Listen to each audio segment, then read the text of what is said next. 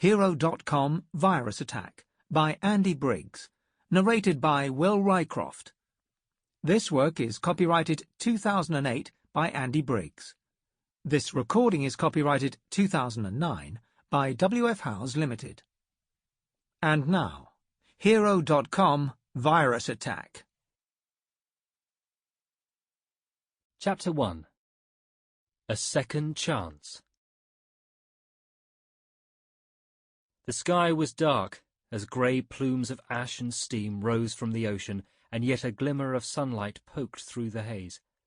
It offered just enough light for the burnt figure to see his next handhold as he pulled himself further up the hill that jutted above the blazing jungle.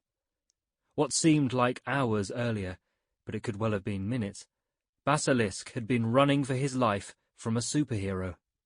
He'd managed to lose his pursuer in the dense jungle, aided by the volcano smoke that blanketed the landscape.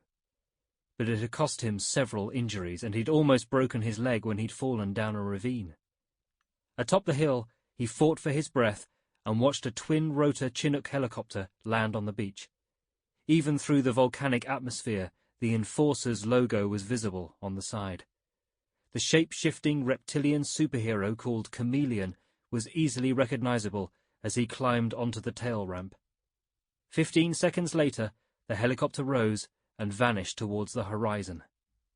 Basilisk wheezed as the sulphuric smoke drifted over him. He had never thought his life would end on a plateau above a sea of flowing lava.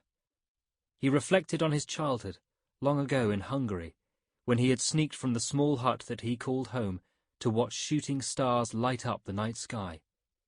His mind's eye replayed the moment one of the stars grew bigger, illuminating the landscape until it drove into the earth in a blinding explosion. He didn't know it, but the light was high-intensity radiation, although at the time the word radiation hadn't even been imagined.